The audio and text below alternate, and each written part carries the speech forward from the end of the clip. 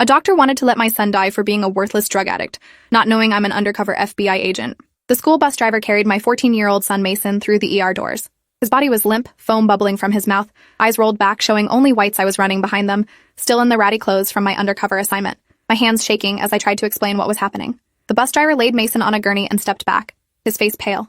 He just started seizing during the route, he told the intake nurse.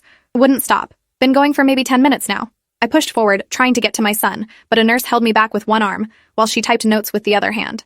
Dr. Vanessa Whitmore appeared from behind a curtain, her white coat pristine, a tablet already in her hands. She glanced at Mason, then at her screen, her expression shifting from professional concern to something else: dismissal. Judgment. She tapped the tablet a few times, reading something that made her lips press into a thin line. Mason Holloway, she said. Not to me, but to the attending nurse. 14 years old.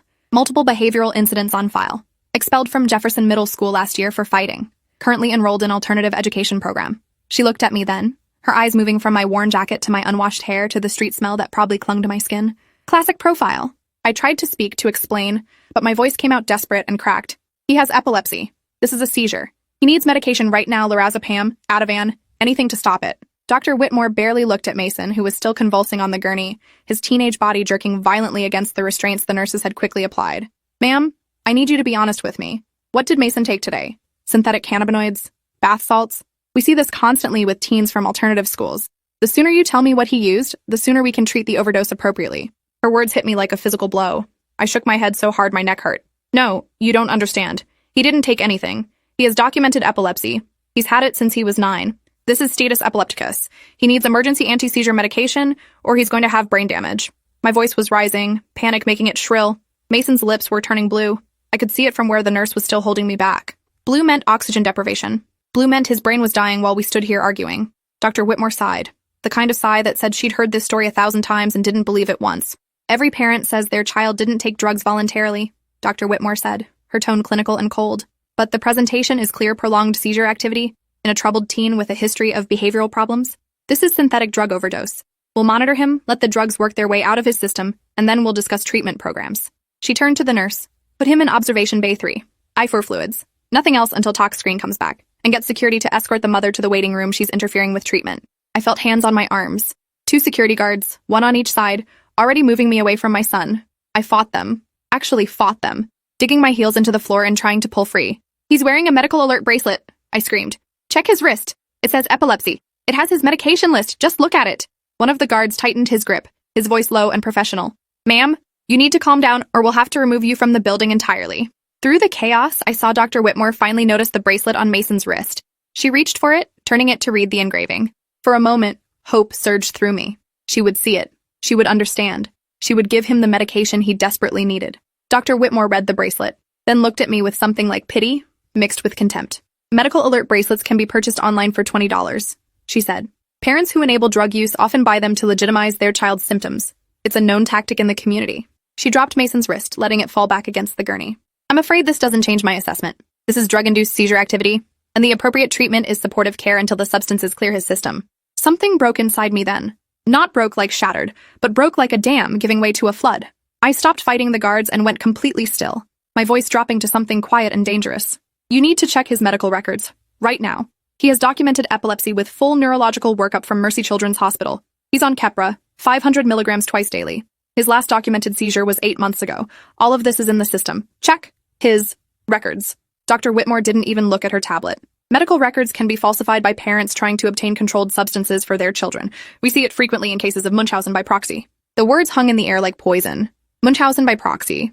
She was accusing me of making my son sick for attention, of lying about his epilepsy to get drugs. Meanwhile, Mason had been seizing for over 12 minutes now, his body still jerking against the restraints, foam still coming from his mouth, his lips getting darker blue with each passing second. I looked at him and saw my baby boy, the kid who'd built elaborate Lego cities and read fantasy novels under his covers with a flashlight and wanted to be a marine biologist when he grew up. I saw him dying while a doctor called me a liar. Call psychiatry, Dr. Whitmore said to the attending nurse. I want a full evaluation for Munchausen by proxy. Document everything the mother has said, especially her insistence on specific medications and her detailed knowledge of treatment protocols. That level of medical knowledge in a parent like this is a red flag. A parent like this. I knew what she meant. A parent who looked like I did right now, dressed like someone from the streets, probably smelling like the meth lab I'd spent the last 6 weeks infiltrating. A parent who didn't look like they belonged in a nice hospital demanding treatment for their child. The security guards started pulling me toward the exit. I could see Mason through the gap between their shoulders, his small body still convulsing, and I made a decision. I stopped resisting and let my body go limp, forcing them to support my full weight. They adjusted their grip, and that's when I twisted hard to the right, using a technique I'd learned in tactical training at Quantico. My service weapon, concealed in a hip holster under my jacket, came loose from the movement. It clattered onto the tile floor with a sound like a gunshot. Everyone froze.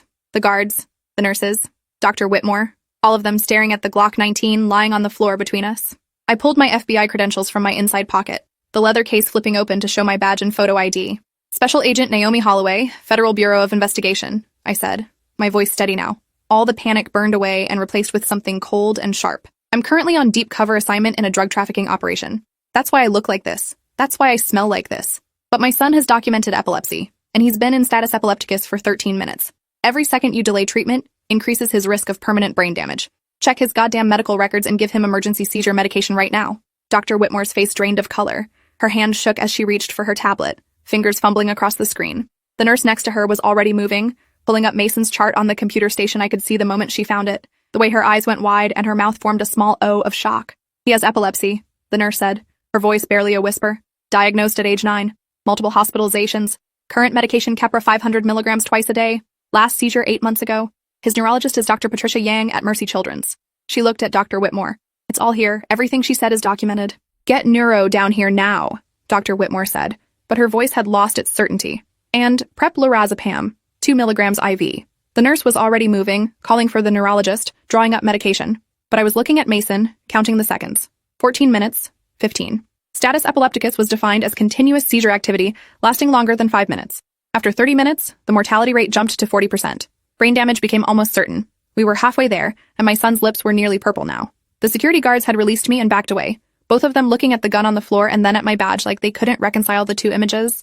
Dr. Harrison Kipling, the on-call neurologist, arrived within 3 minutes. He took one look at Mason and started barking orders. Why hasn't he been given benzos yet? He's been seizing for how long? 15 minutes? Get me 4 milligrams of lorazepam through push right now, and someone bag him. His oxygen saturation is in the toilet. Nurses swarmed Mason's gurney, one forcing a bag valve mask over his face, another injecting medication into his IV line. Dr. Kipling looked at Dr. Whitmore, his expression making it clear he was about to ask questions she didn't want to answer. What's the delay here? This kid should have been treated the second he came through those doors. Dr. Whitmore opened her mouth, closed it, opened it again. No words came out. The nurse who'd pulled up Mason's records spoke instead, her voice quiet but clear. Dr. Whitmore believed it was a drug overdose. She declined treatment pending tox screen results. Dr. Kipling turned to stare at Dr. Whitmore with undisguised disbelief. You saw a teenage boy in active seizure and decided to wait for a tox screen? What about his medical history? His alert bracelet? Dr. Whitmore's hands were shaking now. I believed it was substance abuse related. The mother seemed what? I asked, my voice cutting through the chaos. Dr. Whitmore looked at me, really looked at me for the first time, and I saw her understanding what she'd done. She'd profiled me, seen my appearance, made assumptions about my life, my parenting, my son's character, and decided that we weren't worth believing, that my desperate pleas for help were lies, that my knowledge of my own son's medical condition was manipulation. She'd let her prejudice override her medical training, and now my 14-year-old son had been seizing for 16 minutes straight. The lorazepam took effect gradually. Mason's violent convulsions slowed, then stopped, his body finally going still against the restraints. But he didn't wake up. His eyes stayed rolled back, his breathing shallow and mechanical, only happening because of the bag valve mask forcing air into his lungs. Dr. Kipling checked his pupils, his reflexes, his responses. His expression grew grimmer with each test. We need to intubate and get him to ICU immediately, he said. At this duration, we're looking at potential brain injury. We won't know the extent until he wakes up. If he wakes up hung unspoken in the air between us. They wheeled Mason away, a team of nurses and doctors surrounding his gurney, tubes and wires trailing behind like tentacles. I followed, my FBI credentials still in my hand, my service weapon retrieved from the floor and secured back in my holster. Dr. Whitmore tried to follow too, but Dr. Kipling stopped her with a hand on her arm. You're off this case, he said, his voice low but audible in the sudden quiet of the ER. Report to the chief of medicine immediately, and get me every second of documentation on your decision-making process. All of it. Dr. Whitmore stood frozen in the middle of the emergency room, surrounded by nurses and patients who'd witnessed everything, her career imploding in real time. The ICU became my home for the next 72 hours. Mason lay in bed 3, intubated and sedated, machines breathing for him and monitoring every vital sign. The ventilator hissed rhythmically, the only sound besides my own breathing and the occasional beep of monitors. Dr. Kipling visited every few hours, running tests, checking responses, his expression professionally neutral, but his eyes telling me everything I didn't want to know. On hour 60, they started reducing the sedation to see if Mason would wake on his own. He didn't. His eyes stayed closed, his body motionless except for the rise and fall of his chest forced by the machine. My phone rang constantly. My supervisor at the FBI, demanding to know why I'd blown my cover. The hospital's legal team, asking questions I refused to answer without a lawyer present. The press somehow got wind of the story. Federal agent's son denied treatment, and reporters camped outside the ICU. I ignored all of it, sat in the chair next to Mason's bed and held his hand, the same hand that used to grip my finger when he was a baby, and willed him to wake up. Promised him things I had no power to deliver. That we'd go to the coast and look for tide pools like he'd always wanted. That I'd quit the FBI and take a desk job. That I'd never leave him again. Hour 86, Mason's eyes opened. Not all the way, just a flutter of lashes and a glimpse of brown iris before they closed again. But it was something Dr. Kipling extubated him on hour 90, removing the breathing tube and watching carefully as Mason took his first independent breaths. They were shallow and irregular, but they were his own. I cried for the first time since the ER, tears running down my face unchecked while I held Mason's hand and listened to him breathe. He still didn't wake fully, just drifted in and out of consciousness, his eyes opening occasionally to stare at nothing before closing again. On day 4, Mason woke up enough to speak. His first word was, "Mom," slurred and confused, but unmistakably my title. I pressed the call button for the nurse, then leaned close to his face. "I'm here, baby, I'm right here, you're okay. You're in the hospital, but you're okay." Mason's eyes found mine, struggling to focus. "What happened?" he asked. His voice rough from the intubation. I told him the simplified version. He'd had a seizure on the school bus. They'd brought him to the hospital. He'd been sick for a few days but was getting better. I didn't tell him about Dr. Whitmore or the 15 minutes of delay or the potential brain damage we were still assessing. Dr. Kipling ran a full neurological assessment over the next 2 days. Memory tests, cognitive function, motor skills, speech patterns, everything that could measure brain activity and damage. Some tests Mason passed easily, remembering his birthday and his address and the names of his friends. Other tests revealed gaps. He couldn't remember the week before his seizure. Struggled with simple math he'd mastered years ago. Mixed up the order of events from his childhood. The brain is remarkable at compensation, Dr. Kipling told me privately. Many of these deficits may resolve with time and therapy. But some damage from prolonged seizure activity is permanent. We won't know the full extent for months, possibly years. The hospital administration contacted me on day 6 through their legal department. They wanted to settle before I filed any formal complaint, offered compensation, public apology, policy changes, anything to keep this quiet. I told them to go to hell.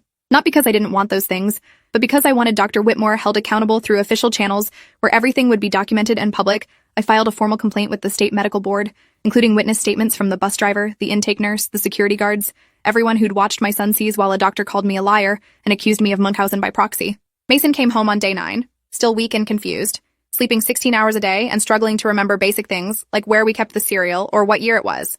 I took leave from the FBI, indefinite personal time, while I helped my son relearn things he'd known before.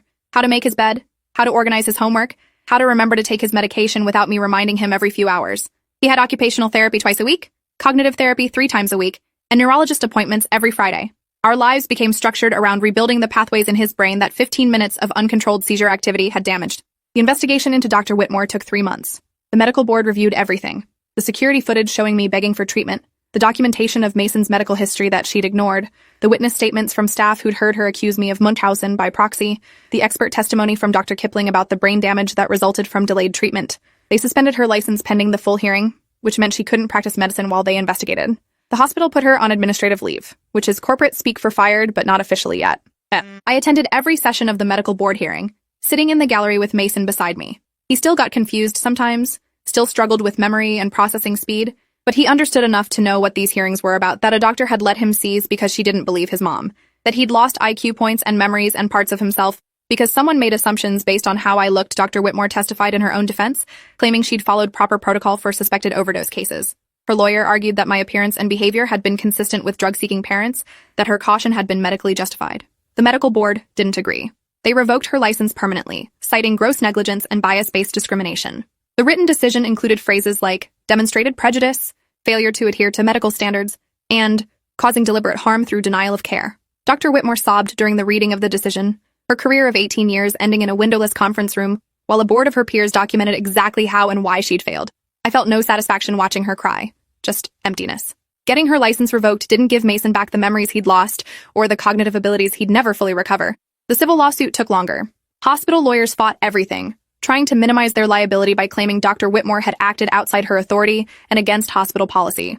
They produced documents showing she'd been counseled twice before for similar judgment calls, once for delaying treatment to a homeless man with chest pain because she suspected he was drug-seeking, once for misdiagnosing a black teenager's appendicitis as constipation. Both cases had resulted in internal discipline and mandatory bias training that she'd apparently ignored. The pattern was clear.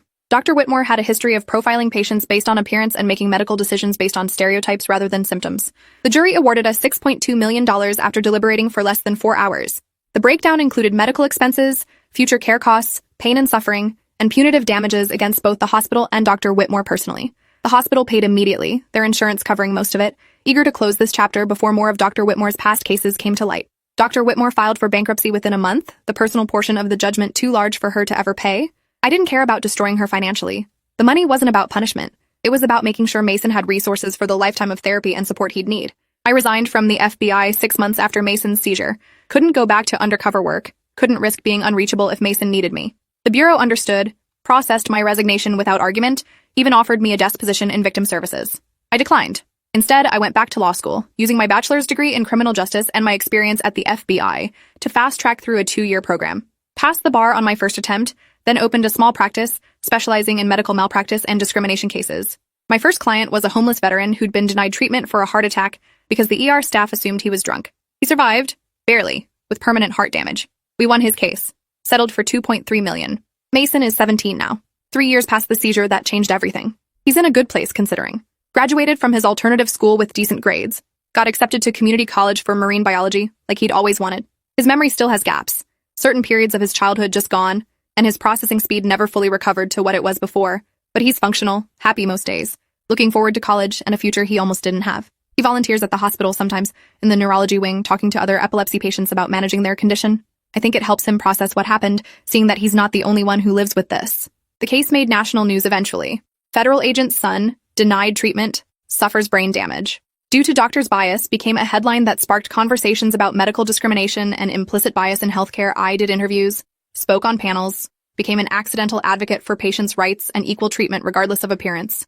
The FBI used my case in their training materials about the challenges of deep cover work and the importance of maintaining civilian identity documents. Medical schools added modules about recognizing and overcoming bias in emergency situations, using Mason's case as a cautionary example. Dr. Whitmore tried to contact me once, about a year after losing her license. She sent a letter to my law office, handwritten on plain paper, apologizing for what happened and explaining that she'd been dealing with personal issues at the time, stress and burnout, and too many years in emergency medicine seeing the worst of humanity. She said she'd been wrong, that she'd let her assumptions override her medical judgment, that she thought about Mason every day and hoped he was recovering. I read the letter twice, then filed it away in the case folder. I never responded.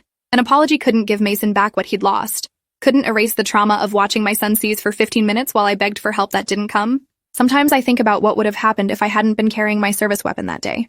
If it hadn't fallen from my holster during the struggle with security. If I hadn't had my FBI credentials to prove I wasn't just some drug-addicted parent enabling my son's addiction. Would Dr. Whitmore have eventually treated Mason? Would someone else have intervened?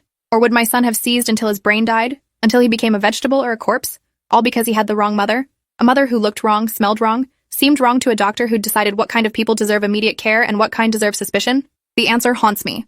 Because I work now with clients who didn't have an FBI badge to drop on the floor, who didn't have credentials that forced medical staff to see them as human and worthy of belief. I represent the parents who lost their children because a doctor made assumptions, the patients who died because someone saw their appearance and decided they were lying about their symptoms, the families destroyed by medical bias that's never explicitly stated but always present, hovering over every interaction between healthcare workers and patients who don't fit the right demographic profile. Mason doesn't remember most of what happened in the ER. The seizure wiped those memories, which is probably a mercy. He doesn't remember my voice begging for help, or Dr. Whitmore's accusations, or the 15 minutes his brain slowly died from oxygen deprivation, but he lives with the consequences every day. The slower processing speed that makes tests take longer. The memory gaps that mean he'll never remember his 13th birthday or his first school dance. The knowledge that his brain doesn't work quite the way it did before. That he lost something irreplaceable because a doctor looked at his mother and made a choice. I tell his story in courtrooms now, using it to illustrate the real cost of medical bias. Not abstract statistics or theoretical harm, but a real 14-year-old boy who loved marine biology and Lego cities and had his future diminished because someone couldn't see past stereotypes. Juries listen when I talk about Mason. They see the before pictures, the bright kid with straight A's and elaborate science fair projects. They see the after, the young man who struggles with short-term memory and gets overwhelmed in busy environments. They understand the cost in a way that academic discussions about implicit bias never quite capture. The FBI still sends me Christmas cards, staying in touch even though I left the Bureau 3 years ago. My old supervisor calls occasionally, asking if I'm happy with my choice to leave. I tell him the truth. I'm not happy, not the way I was before, but I'm doing work that matters.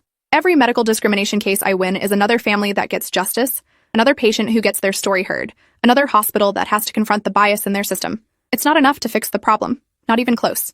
but it's something. It's what I can do with the pain and anger from watching my son nearly die because I looked wrong to the wrong person. And Mason wants to be a marine biologist still, studying coral reefs and ocean ecosystems. He talks about it constantly, shows me documentaries about deep-sea creatures, explains the chemistry of ocean acidification with the enthusiasm of someone who nearly lost the chance to care about anything. I support his dreams, help him apply for scholarships and special programs for students with learning disabilities, advocate with his professors when he needs accommodations.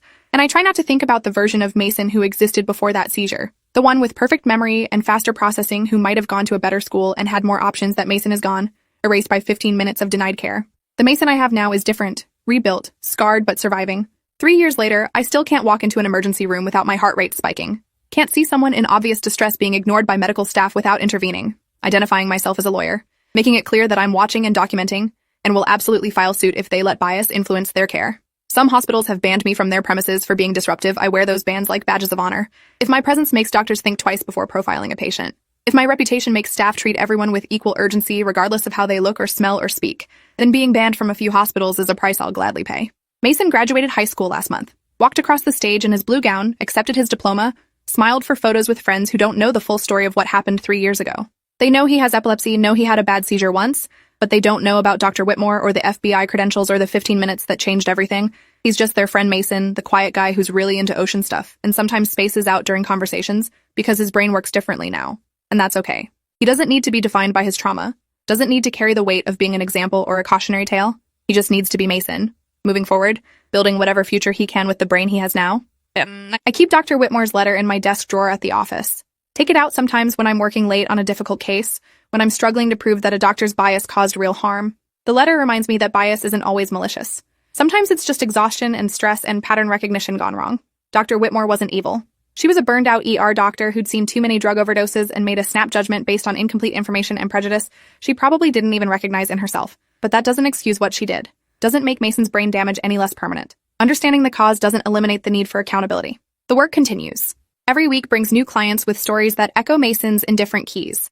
The diabetic teenager denied insulin because staff thought she was faking for attention. The elderly man with a stroke dismissed as dementia because he smelled like alcohol. The pregnant woman who lost her baby because the doctor assumed her complaints of pain were drug-seeking behavior. All of them profiled, judged, denied care based on who they appeared to be, rather than what their symptoms showed. And all of them finding their way to my office because someone told them about the FBI agent whose son nearly died, and who now spends her life making sure other families get justice. Mason starts college next month, community college first, then hopefully transfer to a 4-year program with a good marine biology department. He's nervous about managing his epilepsy medication schedule around classes, worried about having a seizure in front of new people, scared that his processing speed will make him seem stupid to professors and classmates. I remind him that he's brilliant, just in a different way now. That accommodation isn't weakness, it's leveling the playing field. That anyone who judges him for needing extra time on tests or using recording devices in lectures isn't worth his energy. He nods and says he knows, but I can see the fear underneath, the fear that he's not enough, that the seizure took something essential, that he'll never measure up to who he was supposed to be. I wish I could tell him that fear goes away, that you stop comparing yourself to the version who might have existed if things had gone differently, but I'd be lying. I still think about FBI agent Naomi from before, the one who could disappear into undercover roles for months without worry, who didn't jump at every siren or panic when her phone rings during class hours. That version of me died in the ER alongside the version of Mason who had perfect memory. We're both different people now, reshaped by trauma and loss, doing the best we can with what remains. And most days, that's enough. Not what we wanted, not what we would have chosen, but enough to keep moving forward. The system hasn't changed much. Hospitals still train staff on implicit bias, but training doesn't eliminate decades of learned associations and pattern recognition. Doctors still profile patients, still make snap judgments based on appearance, still let those judgments influence care in ways that range from subtle to deadly. The only difference now is that some of them hesitate, wondering if this patient might have a lawyer or a badge or someone who will hold them accountable. It's not enough, not nearly enough. But it's what we have, this fragile web of awareness and fear of consequences that makes some medical professionals think twice before letting bias dictate treatment. Mason keeps a photo on his desk from before the seizure. He's 12 in the picture at the aquarium, pressing his face against the glass to watch sea turtles glide past. His expression is pure joy, unfiltered wonder, the face of a kid who knew exactly who he was and what he wanted to become. He doesn't look at the photo often, but it's always there, a reminder of who he was. Sometimes I catch him staring at it, and I wonder what he's thinking. Whether he remembers that day, whether he mourns the boy in the picture or feels disconnected from him entirely, I never ask. Some losses are too personal for words, even between mother and son. 3 years. 3 years since I carried my service weapon into an ER, and it fell from my holster and changed everything. 3 years since my FBI credentials bought my son treatment that should have been automatic. 3 years since I learned that belief is a privilege, that being heard depends on having the right documentation, that my son's life was saved not by the obvious medical emergency, but by proof that I mattered enough to take seriously. The lesson burns every day, shapes every case I take, every argument I make in court, every training session I lead about recognizing bias in medical settings. If rage could change systems, my rage would have revolutionized healthcare by now. But rage just makes you tired. Justice requires patience, documentation, and the willingness to fight the same battle over and over until something finally shifts. Thanks for watching till the end. Make sure to subscribe and like to not miss the next story.